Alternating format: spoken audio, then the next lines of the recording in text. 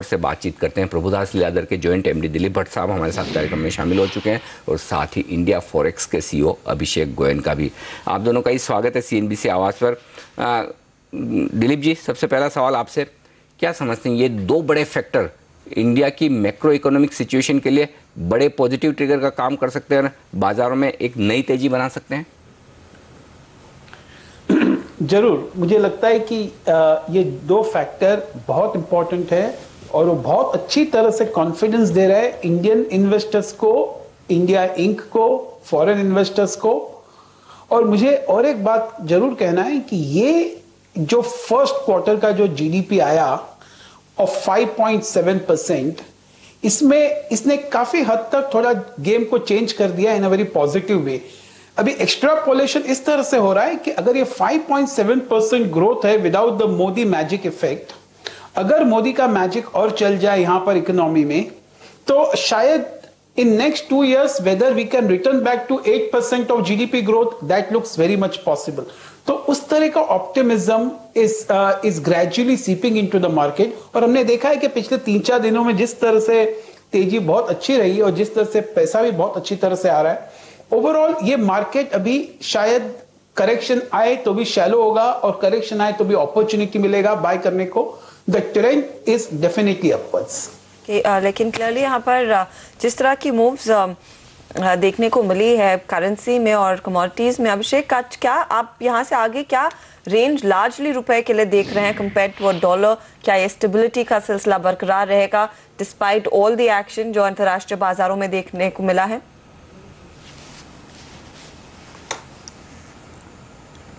अभिषेक, नहीं लगता है जी। The voice was not clear. Yeah. So overall, आप क्वेश्चन रिपीट करेंगे प्लीज? मैं यही आपसे जानना चाह रही हूँ, जो स्टेबिलिटी रुपी में आई है क्या वो आगे बरकरार रह पाएगी? अंतर्राष्ट्रीय बाजारों में जो भी डेवलपमेंट्स हुई है, रशिया यूक्रेन फैक्टर, जो हाल बाकी करेंसीज का डॉलर के सामने होता हुआ दिखाई दिया, उस सब के बावजूद। हाँ, तो जैसे कि हमने देखा कि भाई इंटरनेशनली जितने भी करेंसीज हैं वो नीचे जा रही हैं और डॉलर इंडेक्स करीब 83 के नज़दीक जा रहे हैं। रिसेंट में हमने यूरो को 1.31 के नज़दीक में देखा, जीबीपी को भी नीचे जाते हुए देखा। बट आपकी बात सही है कि रुपए में उतनी कमज़ोरी नहीं आ रही है। तो 2 या 3 मेजर कारण है इस समय शॉर्ट टर्म में हमने देखा। एक तो हमारी जो करंट अकाउंट डेफिसिट की नंबर है काफ़ी अच्छी आई। दूसरी, हमारी फ्लोज इस साल करीब $30 बिलियन प्लस है। लास्ट मंथ भी करीब $3-3.5 बिलियन का फ्लो आया था। और ये जो फैक्टर्स हैं उस कारण से क्या है कि रुपए में उतनी मंदी नहीं आ पा रही। मगर साथ साथ में कुछ और डेटाज हैं, जैसे कि हमारी कोर डेटा आई है वो काफ़ी ख़राब आई है, जिस कारण से अपनी आईआईपी नंबर्स पे काफ़ी फ़र्क पड़ेगा। हमारी कॉम्पिटिटिवनेस इंडेक्स काफ़ी पुअर है एज अ कंट्री। तो मेरे हिसाब से अगर मीडियम टर्म में अगर यूएस डॉलर में तेज़ी नज़र आती है और यूरो वगैरह में और प्रिंटिंग या फिर एसेट बेस्ड सिक्योरिटीज और बाई करते हैं या इंटरेस्ट रेट और कट करते हैं फ्यूचर में, तो definitely on a medium term perspective हमें रुपए में भी थोड़ी मंदी नज़र आएगी। इस समय क्रूड भी हमारे फेवर पे चल रहा है। इस समय crude is coming down, gold imports 57% down हो गए, बैलेंस ऑफ पेमेंट सिचुएशन थोड़ी इंप्रूव हो रही हैं। तो उस कारण से मार्केट्स 61 या 62 का लेवल नहीं तोड़ पा रहा है। बट मुझे ऐसा लग रहा है कि मार्केट एक तरफा मूवमेंट नहीं देगा, ये 2 तरफा मूवमेंट करीब 60 रुपए से लेके 62 रुपए का रेंज में रहेगा। तो ऐसी बात भी नहीं है किसी भी स्ट्रेंथ वाली मार्केट है, जबकि दोनों तरफा की मूवमेंट हमें इस मार्केट में नजर आनी चाहिए। बड़ी बात जिस पर नज़र है भारतीय बाजारों की भी और दुनिया भर के बाजारों की, वो ये कि अमेरिका में धीरे धीरे स्टिमुलस वापस लिया जा रहा है। टेपरिंग पूरी तरह से Q3 पूरी तरह से खत्म हो जाएगी। और दूसरा ये कि कभी भी ब्याज दरें बढ़ने का सिलसिला शुरू हो सकता है, वो 3 महीने 6 महीने आगे हो, जब भी हो। इन 2 इवेंट का क्या असर आप आगे रुपए पर पड़ते हुए देखेंगे? देखिए, ये बात तो बहुत क्लियर है कि भाई मार्केट में लोगों ने 100% ये चीज़ को अभी तक प्राइस नहीं की है कि यूएस में इंटरेस्ट रेट्स बढ़ेंगे। और जैसे कि आप कह रहे हैं कि ब्याज दर बढ़ेगा यूएस में, तो फॉरेन एक्सचेंज मार्केट्स के लिए सबसे इम्पॉर्टेंट चीज़ होती है इंटरेस्ट रेट डिफरेंशियल्स, कंट्रीज़ के आपस की इंटरेस्ट रेट डिफरेंशियल्स। तो इस समय अगर यूएस के बॉन्ड्स में आप इन्वेस्ट करके कम पैसे कमा पा रहे हो क्योंकि वहाँ की ब्याज दर कम है, और अगर वो पैसे इंडिया में आ रही है क्योंकि यहाँ की इंटरेस्ट रेट्स हाई है या फिर 10 ईयर बॉन्ड्स आपको ज़्यादा पैसा या ज़्यादा यील्ड दे रही है, जैसे ही ब्याज दर वहाँ बढ़ेगी इमीडिएटली काफ़ी सिग्निफिकेंट पैसा वहाँ पर भी जाएगा। तो उस समय हमें रिलेटिव टर्म्स में देखना पड़ेगा कि बाकी कंट्रियों की ब्याज दर कितनी है और रिलेटिव टर्म्स में यूएस में कितनी डिफरेंशियल्स मिल रही हैं। और अगर अच्छी डिफरेंशियल्स मिल रही हैं और यूएस के डेटा तो अच्छे आ रही हैं तो डेफिनेटली वहाँ पर एक अच्छी मोमेंटम आएगी और एक बड़ी डॉलर की तेज़ी यूएस डॉलर में आएगी। तो जो इंडेक्स अभी 83 के नज़दीक पहुँच चुका है वो 84-85 के नज़दीक भी जा सकता है और डॉलर की अच्छी फ्लो डॉलर में अच्छी फ्लो आनी चाहिए चारों तरफ से बाकी बाज़ारों से।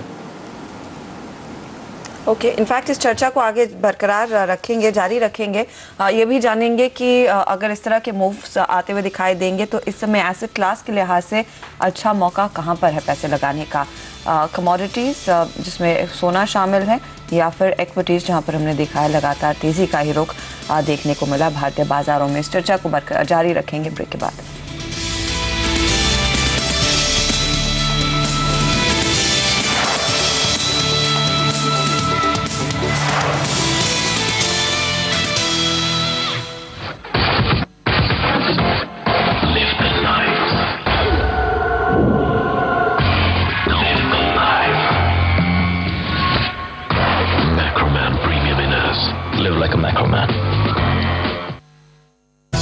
Get 18% assured returns on intercorporate deposits. The best in the market with Ronnie Finance. अब 3 दिन में कंप्यूटर, फर्नीचर, रेंट पर ऑफिस कहाँ से लाऊं? कोई तो कांटेक्ट चाहिए। हेलो, टेंशन क्यों लेते हो? हम है ना। पाइए वो हर इन्फॉर्मेशन जो आपकी जरूरत है। लॉग इन करें infoline.in या कॉल या SMS करें 80006666 पर। अब आप भी infoline.in का ऐप डाउनलोड कर लो, फिर देखो सभी कॉन्टैक्ट्स आपकी मुट्ठी में।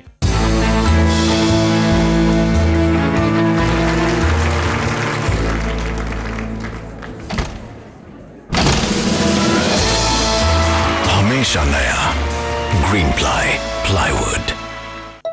प्रॉपर्टी बेचनी है? आ गया पैसों की खुशबू वाला प्रॉपर्टी परफ्यूम। अपने प्रॉपर्टी पे छिड़के, बस कस्टमर खींचे चले आएंगे झटपट। खरीदार ऐसे नहीं मिलते हैं magicbricks.com पे, वो भी लाखों। सिंपल 2-स्टेप प्रॉपर्टी लिस्टिंग बिल्कुल free. magicbricks.com। Aryan, we are flying to New York to visit your father. It's a German airline. You know Germans? No. They are a bit different, Always serious. And their food. नमस्ते। Grandpa, we are in the wrong plane. No, everything is fine. Non-stop you. Lufthansa. ये मेरा है, ये jewellers. मेरा भी jewellery shop है। अच्छा हाँ, मेरा रेडियो जिंगल। अच्छा, आप एडवर्टाइजिंग नहीं करते? करता हूँ ना। किधर? 1 मिनट, वो मेरा ऐड।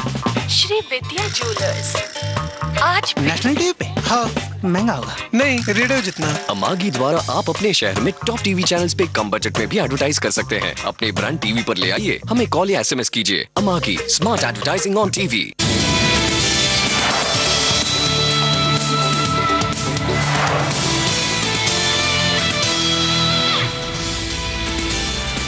और यहाँ पर बाजारों में तेजी का रुझान बरकरार है। कमजोरी का रुझान बरकरार है। 70 अंकों की कमजोरी आज सेंसेक्स में नजर आएगी आपको। लगभग 30 अंक नीचे निफ्टी है। कई दिनों के बाद आज लाल निशान में बाजार दिख रहे हैं। मिड कैप और स्मॉल कैप इंडेक्स भी थोड़ा सा नेगेटिव ट्रेड करते हुए दिख रहे हैं इस वक्त। ये रुझान आता हुआ आज के शुरुआती कारोबार में। हमारे साथ हमारे 2 एक्सपर्ट हैं, प्रभुदार लीलाधर के जॉइंट MD दिलीप भट्ट और इंडिया फॉरेक्स के CEO अभिषेक गोयन का भी। हम इस मुद्दे पर बात करें कि करेंसी जिस तरह से मजबूत होती हुई दिख रही है और क्रूड के दाम नीचे आते हुए दिख रहे हैं, भारतीय बाजारों के लिए संकेत बेहद पॉजिटिव है। लेकिन दिलीप, अब आगे चलते हुए क्या आपको ये लगता है कि इक्विटी सबसे बेहतरीन एसेट क्लास है जो मैक्रो इकोनॉमिक डेवलपमेंट होते हुए दिख रहे हैं, जो ग्लोबल सीनेरियो है? क्या आप भारतीय बाजारों में अगर पैसा लगाएं तो रियल इस्टेट, गोल्ड, इनके मुकाबले में क्या इक्विटी मार्केट ही सबसे बेहतरीन रिटर्न्स देंगे? अनिल जी, एक्चुअली हिस्टोरिकली भी यही सिद्ध हुआ है और आगे भी शायद ऐसा ही रहेगा मेरे हिसाब से कि equities will outperform all other classes of assets in terms of the performance. और ऐसा है कि जिस तरह से जो हम कस्प में हैं अभी कि जहां पर एक इकोनॉमिक ग्रोथ हो सकता है, जहां पर ऑप्टिमिज्म बहुत अच्छी तरह से चल रही है, और जिस तरह से इंटरनेशनल इवेंट्स हो रहे हैं, वेदर इट इज ऑयल और whether it is the kind of interest that the FIs are having, ये सबको अगर हमने एक तरफ एक जरा पिक्चर बना लिया तो लग रहा है कि दो मार्केट्स हैव गॉन अप, जरा ऊपर काफी हद तक ऊपर चले गए हैं, लेकिन फिर भी अगर आप 2-3 साल का व्यू लेके चलें तो यहां से भी एक बहुत अच्छा रिटर्न देके जाएगा इक्विटी एज एसेट क्लास। तो यहाँ पर इक्विटी सबसे बेहतरीन एसेट क्लास होगी जहाँ पर आगे चलते हुए आपको अच्छे रिटर्न्स बनने की पूरी संभावना। वक्त है हमारे दोनों ही एक्सपर्ट से विदा लेने का। दिलीप भट्ट साहब और अभिषेक गोयन का आपका शुक्रिया हमारे लिए वक्त निकालने के लिए। काफ़ी इंटरेस्टिंग है आज के बाज़ार। यहाँ पर शुरुआत हमने कमज़ोरी के साथ की है आज के सेशन में। 8100 के पार निकलने में आज निफ्टी थोड़ी सी दिक्कत महसूस कर रहा है। कल के विपरीत आज का ट्रेडिंग सेशन है, जहाँ कल हम 8100 के नीचे नहीं फिसल रहे थे, आज 8100 के ऊपर नहीं जा पा रहे हैं। इंटरेस्टिंग है, 7 दिनों की तेज़ी के बाद यहाँ पर थोड़ी सी आज प्रॉफिट हुई।